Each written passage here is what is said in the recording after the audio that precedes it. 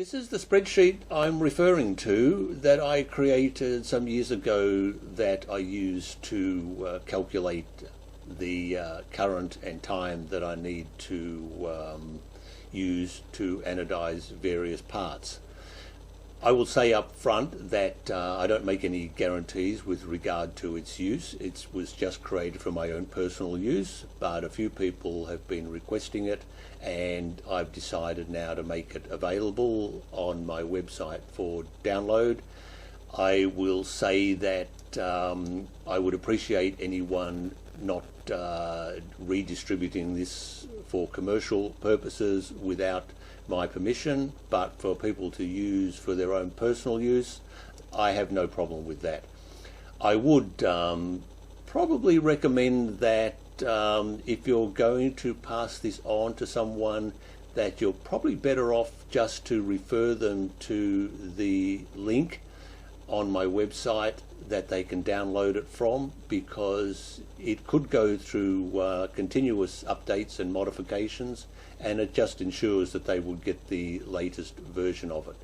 So that's the basics of it, and I will go through the rest of this spreadsheet piece by piece, and hopefully give you a good understanding and a good start into using it. First of all, the top part of the spreadsheet has a little notes box here which talks about the concentration of the anodizing bath, a reminder to you that all the dimensions that you enter into this are in centimeters, and a little bit about maintaining the anodizing bath temperature and anodizing thickness and coloring.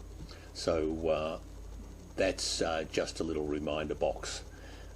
This side here, this part here, is manual calculations. It's completely separate from this part down here. This is if you've, for instance, know the surface area of whatever the component is, and let's say in this example here I've got square centimeters of 500, and both these sides here are initially much the same, and it allows you to do a comparison of entering some figures in here and say, oh, what would happen if I wanted to change the current density or something? How would that affect the current and the time? And do a direct comparison rather than you having to remember, enter it in, remember it, enter the new ones in. So it's just gives you a little bit to work with for doing it manually. So in this particular instance, I've got 500 square and 500 square, but I've also got the coating thickness is the same, 0.5 mils. My current density is 6. So the calculation is, and this part in purple here are the parts that are calculated. I've got 3.23 amps and 3.23 amps. So I will mention right up front now, all the yellow boxes are where you can actually input information and change the data throughout the spreadsheet. So for instance, let's say 500 square centimeters, current density of 6, I want 0.5 mils thickness. I've got to set my current to 3.23 amps or thereabouts, and I leave it in the tank for 60 minutes. Now, if I said to myself, oh, I want to get that done faster. So what would happen if I increase the current density to, say, 12, if I double it and put in a number of 12 here? Now, you see what the comparison is. If I want to shorten my anodizing time to 30 minutes, I've got to set my current to 6.46 amps. So I can do the job faster by increasing the current. If I want to do that even faster, which I generally wouldn't recommend trying to do anything faster than 30 minutes. But let's say, for instance, as an example, if I were to put in, say, let's be really silly here, 20, I've got 18 minutes, but I'm going to wind that up to 10.77 amps. Now, depending on the power supply that you have driving all of this, for instance, if you had a 20 amp power supply, then yeah, you could get away with this. It's going to anodize pretty vigorously, but you could do it. I personally don't recommend anodizing any faster than about 30 minutes, and generally for me, I don't do anything for less than about 60 minutes. So let's wind this right back to say 6 again, and you'll see you've got 60 minutes here. Now, the other thing you can do within this little calculation box here is you can say, okay, I want the anodizing to be a bit thicker than 0.5 mils. Let's say, for instance, I want it to be 1.0. Now, if I leave all the other figures the same, like a current density of 6, but my coating thickness is increased to 1, my amp setting is 3.23 amps. I've got to leave it in for twice the time. That is 120 minutes or 2 hours. Now, I could shorten that a little bit. Let's say, for instance, my power supply is capable of, say, 10 amps. So I might say, okay, I want to increase the current a little bit higher than that. So let's say I increase the current density to sort of 8, for instance. I'm going up to 4. Or I could go even higher than that. I want a current density of, say, 10. That's about 72 minutes for 1 mil. So you can see here, I can use these figures here to do a comparison against this side, or to manipulate the figures a little bit, and you can see the relationship between current density, coating thickness, surface area, and the resulting current setting and the anodizing time to get those sorts of results. So that's what this little piece of the spreadsheet is about up here. That's completely independent of this part down here, which is where you enter in all the different elements of the component, so it will calculate what the surface area is. Okay, now into the calculation area of the spreadsheet, and I'll enter in, it starts with 10 centimeters length, 6 centimeters wide, and it's 1 centimeter high, and there are 2 components to this part which are ultimately screwed together, but the second component is 4.5, 4.5, quickly enter this in, 6.5, 6.5, and it's also 1 high. That's a total of 232.50. Now, I'm going to do one of these, but to show you, for example, the other part of each one of these boxes here is the ability to put in multiples of the same component. So rather than having to enter all of this data in again and duplicate it, for instance, if I was doing 2 of these, I would just put in 2 here, and then you see it just doubles this amount. Or I could put in, 10 or whatever the number is that I want. So I'm only doing 1 of these. We'll take it back to 1. So we've got 2 surface areas. There's not much in the way of holes or anything in this part. So it's pretty much fixed at 232.50 square centimeters.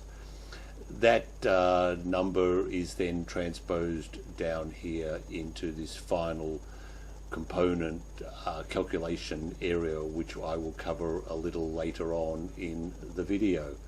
But also a part of this spreadsheet and this part of the form is the ability for me to enter in a square or a rectangle surface area and do the calculation, a circle or a cylinder. And I'll be covering some of these a little later on in the video. So what you do basically is you take your part and you break it down into its various component parts, and try and, as much as possible, bring those into other cubes, squares, cylinders, circles, and the whatever. So you've just got to be a little bit creative about breaking the part down and allowing the spreadsheet to calculate what the surface area is going to be. For me, most of the stuff I do, and for a lot of people will be the same, it'll be based on cubes and cylinders and circles, and it might have an end cap which would be a square. I can't allow for doing, you know, really odd three-dimensional shapes. This is just gives you an idea. This section down here allows you to include a larger surface area or additional surface area. It also allows you to subtract a part of the surface area, and also allows you to add a percentage overall to what this calculation is going to be. So I'll now enter in some more examples and show you some additional theoretical components and how they all work. Next example, I've got two round sections that make up the one component. It consists of a 5 centimeter diameter part that is 2 centimeters long. Calculated surface area is 31.40 centimeters.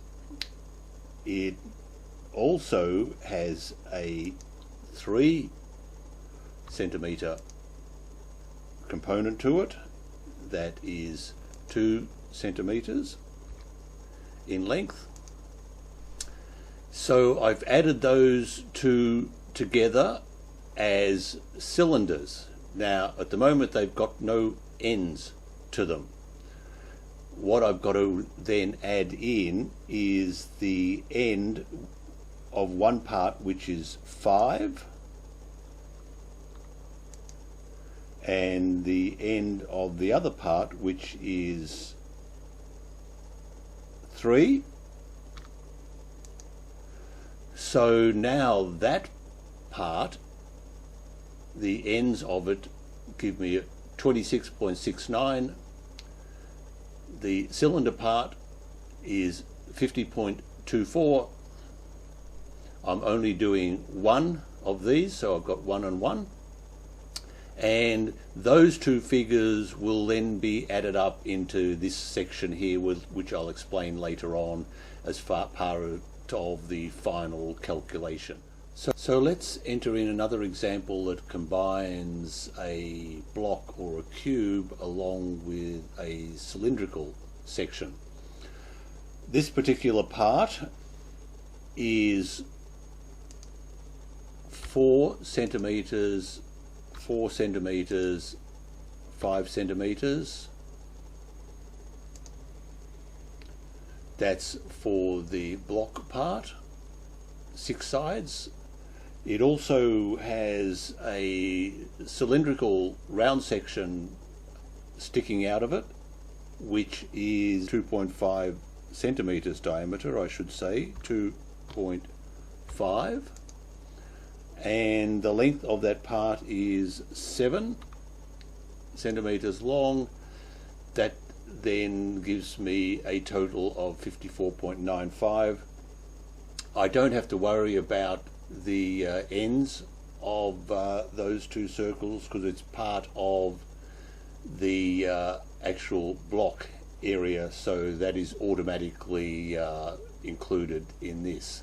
So that will give me a total of these two, and that's then added into the total of the component for there. I'm only doing one of them, so 1 and 1, and that's for when you have a block or a cube and it's got a cylindrical part. Now I would like to just do one final thing that is a part with a little bit of a difference to it, in that it's a square block with a fairly large hole in it, which would affect the overall square area of it.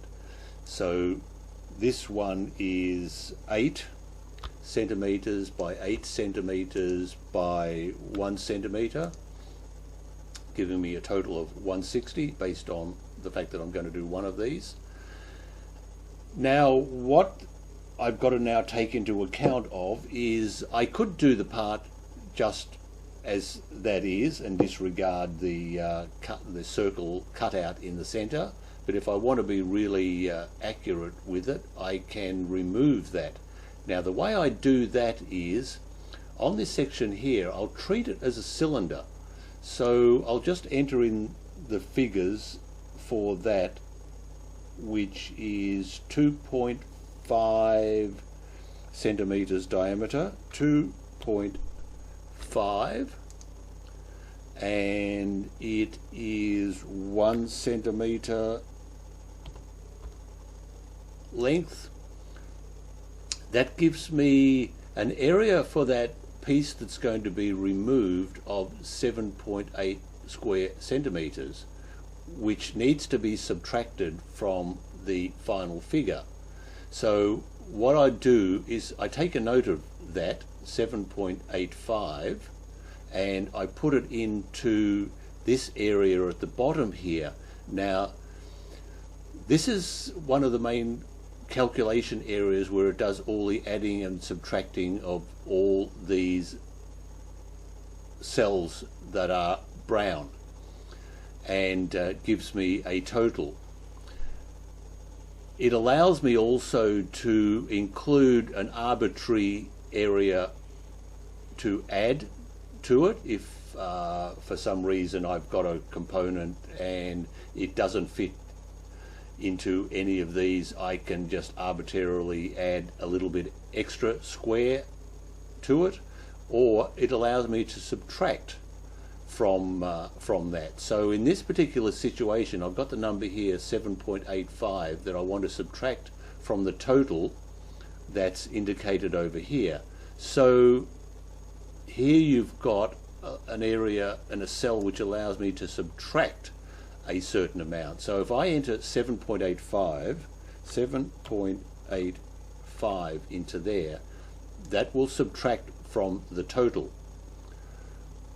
What I now do is I zero these ones out because I've added that figure in here, so I don't want that included and then subtracted. It's going to just mean meaningless.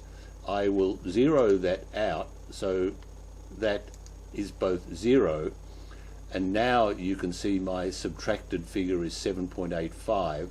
Total subtracted area is minus 7.85, and you will see that it will reduce the total surface area. Now, part of this little bit that's added down here is that I always add a 10% overhead to my surface area for anodizing. This allows for steps or holes or just minor areas. I can change that figure to say 0% if I don't want anything added in, or I can change it to 10% or 5%. I normally leave it around about 10%, but it just depends on the part that you're doing. You just take an estimation of what you want to add or subtract. So what I end up with down here is a total of 167.37 as far as the component is concerned and its area. Then that figure is transposed over to this area here, and I will cover that next. So now we're in the final part of the calculation process, where I've got the area of my block entered in. I've got nothing else associated with that. For this particular example, I've got no additions or subtractions associated with it. I've given myself an extra 10% overhead, which adds 16 square centimeters to the 160 total here. They all then add up together to give me 176 square centimeters. Just as an indication, for interest's sake only, I also convert that into inches for anyone who might want to use that for another purpose, and that in this case it's 27.28 square inches. But for the rest of the calculation, that's irrelevant. So that final total there of 176 is then transposed over to this section here. Now this is pretty much the same as what I covered earlier on with the manual part up at the top, but this figure is added in. So I've got two sections to it, one if I'm going to colour, the second one if I'm going to use natural and not colour it. It just gives you a comparison of the two. I've got my current density for both set at 6. My coating thickness is 1 mil for colour. Natural is 0.5 mils. My current setting is going to be 1.14 amps, but the difference is the time, which is going to be either 60 minutes if I'm going to do it natural and 120 if I'm going to colour it. Now you can also with this manipulate these current densities and figures to suit whatever you want to do. For instance, I might want to reduce this time down here, and I want current density to increase to be able to do that, and I might say that's going to be 12, and then you'll see I've got 60 and 60. I've increased my current density. My coating thickness is still going to be 1 mils, but the difference between the two is my current setting is going to be 2.27 amps as opposed to 1.14 amps. So you can play with these figures to sort of suit, and it can depend on the type of aluminium that you're anodizing. This is the sort of thing that allows you to very quickly do some comparisons. So the thing about the spreadsheet is the color coding of the various cells. Yellow is where you enter in data. So all the yellow cells are where you enter in data or dimensions or other figures. The light blue area here, for instance, and the brown is where you've got information that is calculated based on what you've put into the yellow section. For instance, if I put in 1 here and 1 here, it'll give me 1 square centimetre. Putting that back to 0 again. Quickly, what I've also included within the form, which is independent of all the calculations, is a couple of conversions within this little box here. As I've mentioned previously, all the inputs into the dimension area of the form or the spreadsheet are in centimetres, but it's very likely that a lot of people will be working in inches, and I don't have an imperial version of this form at the moment because I've just had no reason to create one, as I live in a metric country.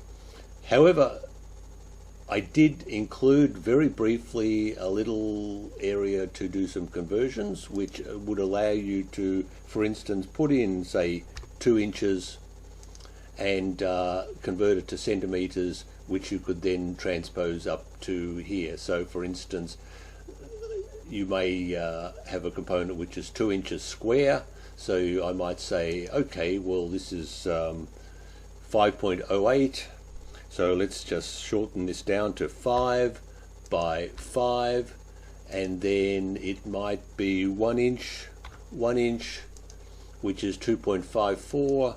Then I've got 2.54, and hey presto, it's giving you the correct value there. That's just a little bit of a convenience for people working in Imperial that want to use this form to save having to go to a separate little conversion calculator that they might have on their phone or whatever. The other thing that I also allow you to do is convert mils and microns. So in the thickness area here, it's in mils, but you might be working in microns, and you might say, okay, I want the thickness to be 2 microns. What is that in mils? That's 0.08 mils. That's not a lot.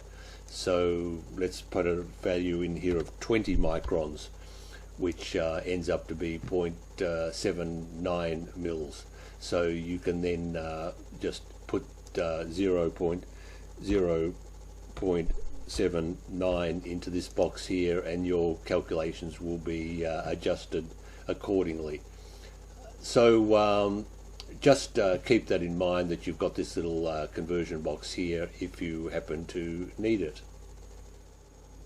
While I've been making the video that you've just seen, I have been continually doing slight modifications to the form to enhance its usability for other people. So recently, or just now, I changed this calculation summary box to include both columns here, whereas previously it only represented what the figures were in this column.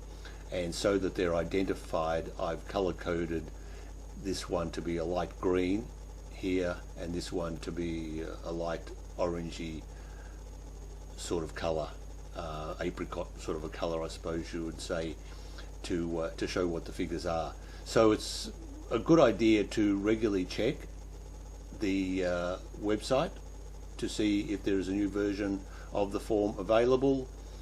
Once I've wrapped things up, really, there probably won't be that much of a change to the form. So that's about it. I just hope you find that this spreadsheet is of some use to you, and please feel free to make any comments.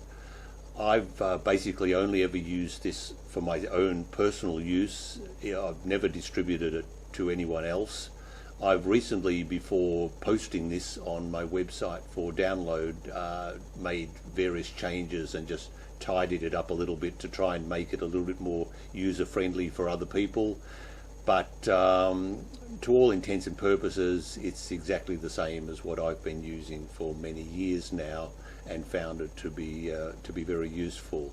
It's a good starting point, and with a bit of luck, it'll make your whole life a little bit easier for those people who want to get into anodizing, and maybe encourage people who haven't to give it a bit of a go. A little final note, in that the form that you will download from my website, I have protected it so that the cells that have formulas and calculations in them that are done as a result of the data that you input, those cells can't be changed. So if you click on them, like all these blue ones here, there is no input available.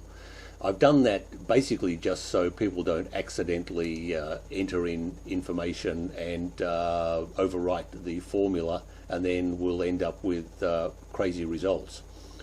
All the yellow cells, which are for data input, then they are not protected, so you can click on those and change the data, and away you go. So I've just protected the cells that need to be protected, just to prevent accidental erasing of the information and the formula associated in there. However, don't be too upset. If you really want to unprotect the form, right here is the unprotect code, which is just 4 zeros. You can go in and unprotect the form, enter in 4 zeros, and you'll then have access to all the protected cells to view the formulas associated and to change it if you desire. But from that point on, you may end up not getting the same results that I get because you've upset the formulas. So that's really up to you, and that's the decision that you could make. I would just ask that if you do make changes and save it yourself, that you just keep that form to yourself and use it for your own purposes. And if you're going to let someone know that this form is available, that you still just direct them to my website and allow them to download the form themselves in its original format. So again, thank you very much for watching, and cheerio.